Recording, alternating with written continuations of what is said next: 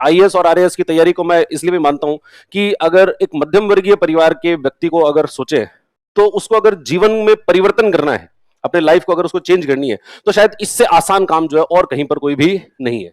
अगर कोई व्यक्ति ये सोचे कि भाई मुझे मेरा और मेरे परिवार का जो स्तर है या फिर जो जीवन है उस जीवन को बदलना है और इसके लिए मेरे पास में क्या उपाय हो सकते हैं, तो इस संसार के अंदर बाकी सारे उपाय बहुत कठिन है, सिर्फ एक ही उपाय है जो बहुत आसान है।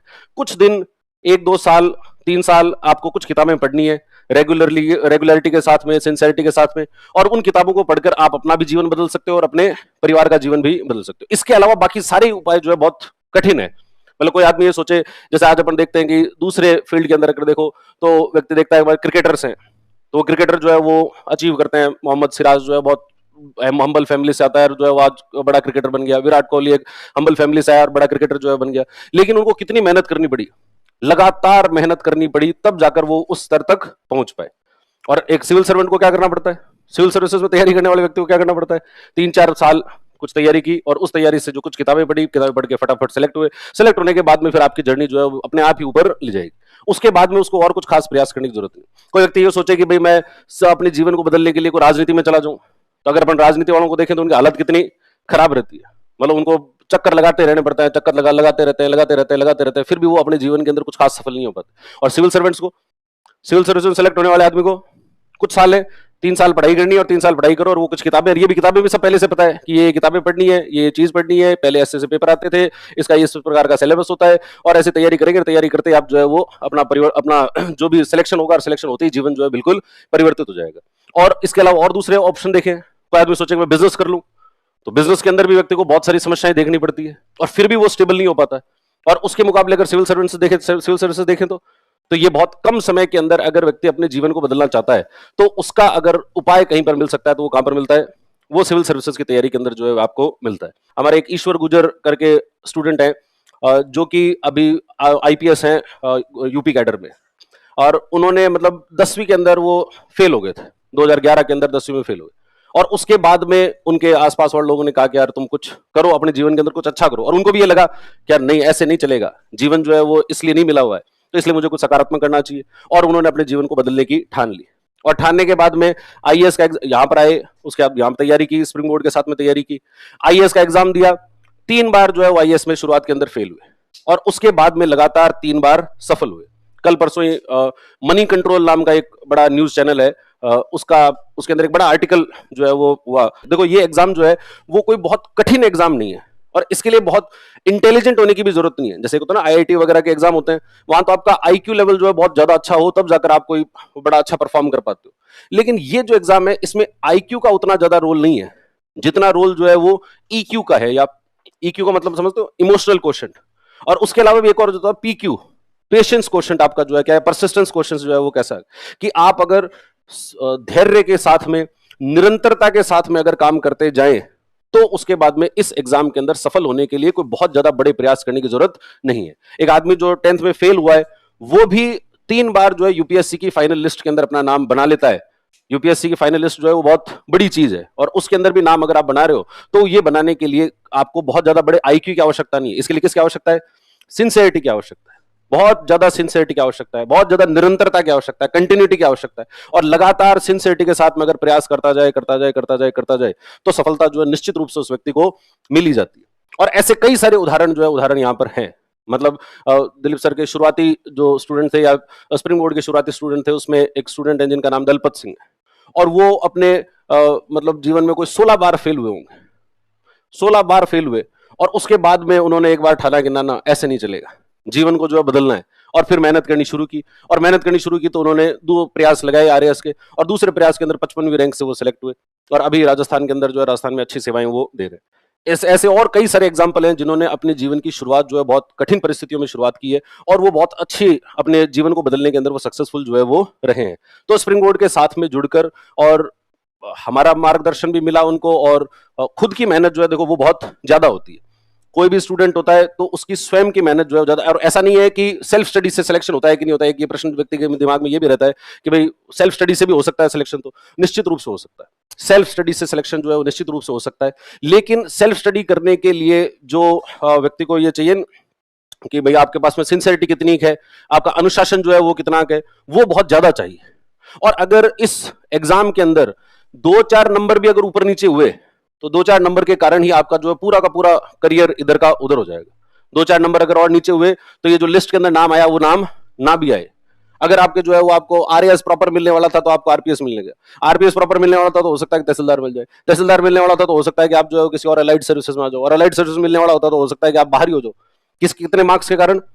2-3 मार्क्स के कारण। इवन एक एक नंबर जो है उसका भी बहुत महत्व जो है वो रहता है। और इसलिए और कंपटीशन जो है वो कंपटीशन ऐसा है जिसके अंदर अगर अपन को गाइडेंस मिलती है और गाइडेंस के साथ में अपन तैयारी करते हैं तो उसका परिणाम जो है परिणाम निश्चित रूप से ज्यादा बेहतर निकाला जा सकता है। तो सिलेक्शन प्रोसेस के अंदर मीडियम का इंपैक्ट, हिंदी मीडियम के अभी सिलेक्शन जो है वो थोड़े से कम है, ये देखा होगा तुमने, 1-2%। लेकिन हिंदी मीडियम के अंदर सिलेक्शन कम क्यों होता है? उसका बड़ा कारण है कि हिंदी मीडियम के अंदर प्री क्लियर ही बहुत मुश्किल से हो रहा है। और वो क्यों हो रहा है? क्योंकि उसमें एक सी सेट का पेपर होता है और वहां पर उतना ध्यान जो है वो दिया नहीं जाता। और हिंदी मीडियम के अंदर भी जो लोग थोड़ा कुछ नया नवाचार कर रहे हैं तो उनका सिलेक्शन हो रहा है। जैसे मैंने ईश्वर गुजर का दिखाया, हिंदी मीडियम से लगातार 3 बार सिलेक्शन जो है हुआ है। इस बार खेतदान चारण है 689 रैंक के ऊपर है, आईआरएस, अभी उनको आईआरएस इनकम टैक्स जो है वो मिला है, तो वो हिंदी मीडियम से ही है। और भाई उनका भी कहना यही है कि भाई सर अभी हिंदी मीडियम के अंदर के कारण क्या है? कारण ये है कि भाई वो जो नवाचार करना चाहिए, जैसा इनोवेशन करना चाहिए, वैसा इनोवेशन जो है वो हो नहीं रहा है। और जो स्टूडेंट उसके अंदर नया कर रहा है, कुछ नया कर रहा है, तो उसके सिलेक्शन भी हो रहे हैं। ठीक है, तो इसलिए स्टूडेंट्स जो है वो हिंदी मीडियम वाले एक तो को पुराने ढर्रे के ऊपर काम कर रहे हैं तो वहां पर समस्या आती है, और इस वजह से वो फाइनल के अंदर जो नहीं। लेकिन जो स्टूडेंट्स नया कुछ कर रहे हैं यूपीएससी की, वो जो उन्होंने पकड़ ली तो वहां तो उसका सिलेक्शन जो है वो हो रहा है। ऐसी बात। ऐसा आरएएस में भी है क्या? आईएएस और आरएएस के एग्जामिनेशन के अंदर कोई बहुत ज्यादा अंतर नहीं है। मतलब ऐसा मान लो कि अपन को दिल्ली जाना है तो रास्ता एक तो दिल्ली जाना हो और एक जो है वो आपको गुड़गांव जाना हो, तो दोनों का रास्ता क्या है? एक जैसा ही है। एक गुड़गांव चला जाएगा और एक दिल्ली चला जाएगा, या एक नोएडा चला जाएगा, तो रास्ता तो लगभग एक जैसा ही है। थोड़े बहुत अंतर जो है वो है, बाकी अधिकतर पोर्शन जो है वो एक जैसा है। जैसे आईएएस के अंदर जो है एक ऑप्शनल एक्स्ट्रा होता है, एक तो आपको ऑप्शनल सब्जेक्ट लेना पड़ता है, तो वो एक आपका ऑप्शनल सब्जेक्ट जो है वो आपको एक्स्ट्रा लेना पड़ेगा, वो एक एक्स्ट्रा हो गया। दूसरा, आईएएस के अंदर आपको थोड़ी बहुत डेप्थ जो है वो ज्यादा है, थोड़ी बहुत डेप्थ ज्यादा है, उसके लिए भी आपको कंटिन्यूअसली न्यूज़पेपर पढ़ना जो है वो पड़ेगा। अगर आप रेगुलरली न्यूज़पेपर पढ़ रहे हो, मतलब इंग्लिश के अंदर द हिंदू या फिर इंडियन एक्सप्रेस पढ़ रहे हो, हिंदी के अंदर दैनिक जागरण पढ़ रहे हो, तो ऐसा कोई ना कोई नेशनल लेवल का न्यूज़पेपर आपको रेगुलरली पढ़ना पड़ेगा, तब जाकर आपकी थॉट्स जो है वो उस लेवल से डेवलप होगी, जिसको आप उससे क्वेश्चंस जैसे आते हैं उसको सॉल्व करने के लिए जिन अप्रोच जो चाहिए वो वहां से डेवलप होती है। तो आईएएस के अंदर वैसा चाहिए। और आरएएस के अंदर देखें तो आरएएस में भी कुछ चीजें एक्स्ट्रा है जो आईएएस में नहीं है। कई सारे लोगों का यह भी अनुभव है कि आईएएस में सेलेक्ट होना ज्यादा आसान है, आरएएस में सेलेक्ट होना थोड़ा मुश्किल है, आईएएस में सेलेक्ट होना ज्यादा आसान है। ऐसा क्यों? पहली बात तो आईएएस का एग्जाम हर साल होता है, हर साल जो पेपर, आरएएस का एग्जाम जो है वो हर साल नहीं होता। मतलब अभी तो पिछले बार तो 2-3 साल से हो रहा है लगातार कि भाई 21 में भी था, 23 में भी हुआ है, 24 के अंदर भी हुआ है, लेकिन फिर भी इसमें थोड़ी अनसर्टेनिटीज जो है रहती है। फिर दूसरा, आईएएस वाले के इसमें आरएएस का जो एग्जाम है, उस आरएएस के एग्जाम में आपको हिंदी इंग्लिश के ऊपर और एक्स्ट्रा काम करना पड़ता है। उसका एक 4th पेपर है, वो 4th पेपर में हिंदी इंग्लिश की डेडिकेटेडली जो है वो आपको पढ़नी होती है।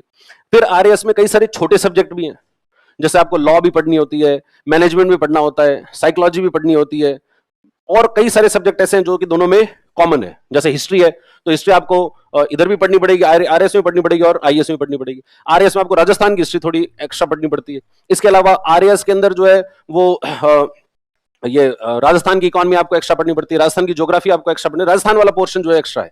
और आईएएस के अंदर हिस्ट्री, जैसे इंडिया की हिस्ट्री आईएएस में भी है, इंडिया की हिस्ट्री आरएएस में भी है, ज्योग्राफी, फिजिकल ज्योग्राफी जैसी है वो आरएएस में भी है, वैसी की वैसी आईएएस में, इकोनॉमिक्स जैसे आईएएस में वैसी की वैसी आरएएस में भी है, आपकी पॉलिटी जैसी आरएएस में वैसी की वैसी उधर भी है, एथिक्स जैसा आरएएस में वैसा का वैसा यहाँ भी है। तो लगभग चीजें जो है वो एक जैसी है, थोड़े बहुत माइनर अंतर निश्चित रूप से इनके अंदर दोनों के अंदर होते हैं। जो जुनून जो है वो जुनून होना बहुत जरूरी है, और फोकस अपना सिर्फ और सिर्फ किसमें रहना चाहिए? पढ़ाई के अलावा और कुछ भी नहीं। इसके अलावा और कोई दूसरा काम महत्वपूर्ण, घर वाले भी कहे कि तू ये कर ले, छोटा मोटा काम है, तो घर वालों को कि मुझसे छोटे मोटे काम कराने हैं, मुझसे बड़े बड़े काम कराने हैं। अभी मुझसे काम कराओगे तो मैं छोटे मोटे ही कर पाऊंगा, और मैं आरएएस बन जाऊंगा तो आपके बड़े बड़े काम भी कर दूंगा। घर में कोई समस्या भी चल रही हो, कोई चिंता भी चल रही हो, तो अभी उस कोई पचड़े में पड़ने की जरूरत नहीं है, क्योंकि आप अभी पचड़ों में पढ़कर पचड़े सुलझा भी नहीं पाओगे। आप सुलझा कब पाओगे? जब आप सेलेक्ट हो जाओगे। जिस दिन आप सेलेक्ट हो गए, अधिकतर समस्या अपने आप ही खत्म हो जाएगी। किसी भी प्रकार की घर परिवार में कोई समस्या चल रही हो वो अपने आप समाप्त हो जाएगी। और घर वाले तो वैसे भी देखो इतने सहयोगी होते हैं कि कोई समस्या चल भी रही हो तो तुम्हें बताएंगे भी नहीं, कि हमारे साथ में ऐसी कोई समस्या है, वो त्याग करने के लिए पूरे तैयार है, क्योंकि वो जीवन के उस पड़ाव पे हैं जहां पर उनको पता है कि जीवन के अंदर बाकी कुछ भी महत्वपूर्ण नहीं होता, सफलता ही महत्वपूर्ण होती है। बाकी सब बातें जो है वो पीछे रह जाती है, सब ये शादियां वादियां, ये सब त्योहार व्योहार सब पीछे रह जाते हैं, सिर्फ और सिर्फ सफलता महत्वपूर्ण है। तो इसलिए उस सफलता पर ध्यान देना चाहिए। अपनी फिजिकल हेल्थ भी अपन को मेंटेन करके रखनी है, अपनी मेंटल हेल्थ भी अपन को मेंटेन करके रखनी है, मानसिक रूप से भी लगातार सकारात्मकता बनी रहे। देखो, जीवन के अंदर संसार में सकारात्मकता भी है और नकारात्मकता भी है, अच्छाई भी है और बुराई भी है, दोनों चीजें हैं, साथ में एग्जिस्ट करती है। लेकिन हम किसको देखते हैं? अपन को कोई खाना पुरुष है और खाने के अंदर जो है मान लो 4-5 सब्जियां आई है, और 4-5 सब्जियों में 2-4 सब्जियां ऐसी है जो बहुत ही खराब है, उसमें नमक भी बहुत ज्यादा है, मतलब ऐसे एंड टेस्ट बिल्कुल बहुत ही खराब है, तो आप क्या, और 1-2 सब्जियां ऐसी है जो बहुत अच्छी है, तो तुम खाना खाओगे तो कौन सी में खाओगे? अच्छी वाली में खाओगे ना, या बुरी वाली को खाते रहोगे? तो ऐसा ही संसार में है, संसार में अच्छाई भी है और संसार में बुराई भी है। लेकिन हमारी विडंबना ये है कि हम वो जो खराब सब्जी है संसार में अपन वही ज्यादा खा रहे हैं, नकारात्मकता ज्यादा ले रहे हैं, जबकि संसार में साथ साथ क्या एग्जिस्ट करता है? सकारात्मकता भी एग्जिस्ट करती है। और पॉजिटिविटी जो है वो बहुत जरूरी है, अपने माइंड सेट को पॉजिटिव बनाए रखना बहुत जरूरी है, और वही आपको जो है वो सफलता तक पहुंचाएगा, क्योंकि मार्ग थोड़ा ये लंबा है। अभी आपको लगता है कि ये जैसे 2 साल तो लगभग तैयारी चलती है, 18 महीने की तो हम ही कहते हैं, और हम जो है वो थोड़ा तुमको अच्छे से ही पढ़ाने की कोशिश करते हैं, तो कई बार हम जो है अपनी डेडलाइन को क्रॉस ही कर जाते हैं, 18 की जगह जो है वो 20 महीने हो जाते हैं। और उसमें भी हमारी ये कोशिश रहती है कि यार कोई और भी दिक्कत होगी, रिवीजन लगा दो। फिर आते हैं कोई बच्चे के, सर अब क्या करें, अब तो थोड़ा रिवीजन करा दो। आओ भाई, करा देंगे रिवीजन, बैठे हैं हम, तो यही काम है हमारे, और कोई काम ही नहीं है, तो रिवीजन करा लेंगे। तो इसलिए हम तो अपनी तरफ से जो है वो करने की कोशिशें करते ही हैं, पर साथ साथ में इतने दिन निरंतरता बनाना ये बहुत बहुत मुश्किल है। ये बात आप जो है वो पुराने स्टूडेंट से पूछना कि जब तुम्हारी क्लास बैच शुरू हुआ था तब स्ट्रेंथ क्या थी, और जब बैच खत्म होता है तो स्ट्रेंथ क्या रहती है। जब बैच खत्म होता है तब तक स्ट्रेंथ जो है बहुत कम हो जाती है। क्यों हो जाती है कम? क्योंकि लोग जो है वो उनके अंदर वो निरंतरता नहीं है, और निरंतरता नहीं है इस वजह से सफलता का रेशियो जो है वो कम ही लोग जीवन में सफल हो पाते हैं, क्योंकि वो निरंतरता बनाए रखना सबके लिए संभव ही नहीं है। अपन सोचते हैं कि देखो कंपटीशन बहुत ज्यादा है, कंपनी बाहर जाओ मार्केट के अंदर तो ऐसे बातें चलते थे, अरे RAS में तो बहुत कंपटीशन है, इतने लाखों तो फॉर्म भरीजते हैं। फॉर्म ही भरीजते हैं, फॉर्म भरना सबसे आसान काम है, फॉर्म भरने से कोई कंपटीशन नहीं हो जाता है। कंपटीशन कब होगा? जब व्यक्ति बराबर की मेहनत करके कहे गिलास आ जाओ, अब आओ। ऐसे लोगों की संख्या बहुत कम है। मतलब आप सिंसियरिटी से अगर कंपटीशन देखा जाए तो RAS के अंदर भी कोई 20-30 हजार लोगों का ही कंपटीशन होगा, 30,000 50,000 होगा ज्यादा ज्यादा, इससे ज्यादा लोग जो है वो नहीं है। तो 20-30 हजार लोग जो है वो कोई जो सिंसियरिटी से तैयारी कर रहे हैं। कुछ लोग हैं जो साहब हम तो 10 साल हो गए हमें तैयारी करते हुए। हाँ, तो 10 साल हो गए तो सोचो कि क्यों ऐसा हो गया, कि क्या कमी रह गई, फिर भी उसका इस बात का भी घमंड कि मेरे को तैयारी करते हुए 10 साल हो गए। अरे 10 साल हो गए तो मतलब अपन ने, आप तैयारी ढंग से कर नहीं रहे हो, आप टूरिस्ट बने हुए हो। कई होते हैं टूरिस्ट होते हैं, टूरिस्ट होते हैं क्या, कैसे होते हैं? कभी कभी आते हैं, क्लासों में भी कई टूरिस्ट होते हैं, कभी कभी दिखाई देते हैं, वो आते हैं थोड़ी देर बैठते हैं, ठीक नहीं लग रहा, चलो कुछ और पे चले, तो कुछ और के अंदर चले जाते हैं। ऐसे लोगों से फिर हम उसको समझाएं, उसको डांटें, डांटते भी हैं, समझाते भी हैं, प्रेम से भी समझाते हैं, सब करने की कोशिश करते हैं। लेकिन देखो, बाहर से कोई आदमी तुम्हें कितना ही कर दे, जब तक अंदर आग नहीं होगी ना तब तक कुछ भी नहीं होता। बाहर से कोई कितना ही पंप कर दे, तुम्हारे घर वाले पंप कर दे, हम तुम्हें पंप कर दे, कितना ही कर लो, बाहर की कितना मोटिवेशन ले लो, इन मोटिवेशनों से जो है व्यक्ति बहुत ज्यादा सफल नहीं हो पाता। अंदर वो आग होनी चाहिए, अंदर आग है तो वो मोटिवेशन भी आपको अच्छा लगेगा, और अंदर आग नहीं है तो ये क्या यार, ठीक है, ऐसा कोई खास है। वो तो कहते हैं कि एक तो होती है पानी की उपलब्धता कितनी है, पानी की उपलब्धता बहुत ज्यादा है यहां पर, लेकिन प्यास की कमी है। पानी की कमी नहीं है, कमी किस चीज की है? प्यास की। जिसके अंदर प्यास नहीं है उसको आप पानी नहीं पिला सकते हो। आप जो बिल्कुल उसको बैठा दोगे, भाई तो ये नदी के बीच में बैठ जा, ये झील के बीच में बैठ जा, पी ले पानी, अरे अपन को तो भाई साहब प्यास ही नहीं, मुंह ही नहीं खोलेगा वो। लेकिन जिसमें प्यास हो वो खोद के निकाल ले पानी, कि पानी तो कहाँ है, यहां दिख नहीं रहा, कहीं दूर दूर तक, अरे दूर दूर दिखता क्या, मैं लाऊंगा, कहाँ है, जमीन फाड़ के लाऊंगा, लेकिन ले आऊंगा। तो वो प्यास होना बहुत जरूरी है, और वो प्यास नहीं है तो सिर्फ भाई आपको उपलब्ध है, सारी चीजें उपलब्ध है, कोचिंग में टीचर भी उपलब्ध है, मटेरियल भी उपलब्ध है, मोटिवेशन भी उपलब्ध है, किस चीज की कमी है? आज की डेट में देखे जाए तो हम सूचना प्रौद्योगिकी के युग में हैं, और वर्तमान के अंदर नॉलेज की कहीं कोई कमी नहीं है। कोई भी ये क्लेम नहीं कर सकता कि ये नॉलेज तो ये तो मुझे ही आता है, मैं ये कर दूं, मैं कोई सब्जेक्ट पढ़ाता हूं तो मैं ये कह दूंगा मुझे ही आता है। ऐसा कुछ नहीं है। इस संसार में सब चीजें ऑलरेडी अवेलेबल है, अगर कोई पढ़ना चाहे तो पढ़ सकता है। वर्तमान में तो आपको स्टैनफोर्ड यूनिवर्सिटी से, MIT से कि कभी लेक्चर लेने हो ना तो वो भी उपलब्ध है, लेकिन लोग उसको लेते नहीं है। कभी आप जो यूट्यूब पर जाना और वहां पे MIT के इनके लेक्चर्स हैं, उनके ऊपर व्यूज देखना, 5,000 व्यू, 6,000 व्यू, और कहीं पर आप जो है वो ये रील आती है ना जिनके अंदर फर्जी कोई काम ही नहीं हो रहा है। एक आदमी सिर्फ और सिर्फ जो है वो आमलेट बना रहा है, वो भी नॉर्मल तरीके से बना रहा है, वो कोई बहुत कलाकारी नहीं कर रहा है, 75 लाख व्यूज। लोग क्या देख रहे हैं? ऑमलेट बनाने को देख रहे हो। अरे, और वहां एक तरफ इतना बड़ा ज्ञान पड़ा है, वो ज्ञान नहीं ले रहे हो, इसको ले रहे हो, कचरा खा रहे हो। एक तरफ अच्छा बड़ा अमृत पड़ा है और दूसरी तरफ विष पड़ा है, और हम ले किसको रहे? विष ले रहे हैं, और बड़ा मजे से ले रहे हैं, कह रहे वाह क्या आनंद आया, बहुत अच्छा लगा। और जबकि दूसरी तरफ इतना सब कुछ पड़ा था, उसको ले ही नहीं रहा है। क्यों? प्यास की कमी है। उस ज्ञान के लिए वो पिपासु होने की आवश्यकता बहुत ज्यादा होती है, और वो ज्ञान पिपासु अगर नहीं है व्यक्ति, तो फिर वो उसको बाहर से संसाधन उपलब्ध करवाने से कुछ खास जो है वो नहीं होता है। लोग कहते हैं साहब पैसे की कमी की वजह से ये नहीं कर, ऐसा मुझे नहीं लगता कि कोई आदमी पैसों की कमी की वजह से सफल होने से रह जाता है। जिस आदमी के अंदर जज्बा होता है ना, वो ढूंढ लेता है अपना रास्ता कि मैं तो सफल होके ही रहूंगा। पैसे ये सब बाधाएं सब आती रहेगी, और ये सब जो है सब दूर हो जाएगी, और अपन तो अपना रास्ता निकाल ही लेंगे। इन परेशानियों को और इन बाधाओं को तो अपन को धारते ही नहीं है। वो जज्बा व्यक्ति के अंदर से आएगा, वो बाहर से नहीं आ सकता। तो इसलिए अपने आप को हमेशा उस निरंतरता जो है वो बनाए रखो, उस सिंसियरिटी के साथ में काम करने की आवश्यकता जो है इसके अंदर होती है। करंट अफेयर्स के लिए दो तरीके होते हैं। एक तो आप करंट अफेयर की मैगजीन पढ़ लो, लेकिन मैगजीन से अच्छा मुझे ऐसा लगता है न्यूज़पेपर पढ़ना चाहिए। तो न्यूज़पेपर तो तुम्हें वैसे भी पढ़ना चाहिए, हर आदमी को पढ़ना चाहिए। न्यूज़पेपर पढ़ने की आदत, मतलब मुझे तो समझ में नहीं आता आजकल हो क्या गया है। जब मैं छोटा था तब मैं रोज न्यूज़पेपर पढ़ता था, जबकि मेरे को कोई IAS RAS की तैयारी नहीं करी थी उस टाइम में, मेरे को दूर दूर तक मैंने सोचा भी नहीं था, लेकिन मैं रोज एडिटोरियल पढ़ना और ये सब काम जो है क्या करता था। और हम जितने भी आप पुराने लोगों से मिलो, आप हर आदमी को का यही अनुभव है कि भाई न्यूज़पेपर तो पढ़ते ही है। लेकिन आजकल पता नहीं क्या हो गया कि भाई ये न्यूज़पेपर को तो बिल्कुल व्यक्ति ने छोड़ दिया है। न्यूज़पेपर पढ़ने का फायदा क्या होता है मैं बताऊं आपको। करंट अफेयर जो है वो न्यूज़पेपर में रोज वो बात आती है। जैसे भारतीय प्रधानमंत्री अभी जो है आज चाइना गए हुए हैं, चाइना के अंदर SCO की मीटिंग चल रही है, शंघाई कोऑपरेशन ऑर्गेनाइजेशन जो है वो नाम की एक संस्था है, और उसकी मीटिंग चल रही है। कहां पर? चाइना में मीटिंग चल रही है, उसमें भारतीय प्रधानमंत्री ने भी उसमें भाग लिया है।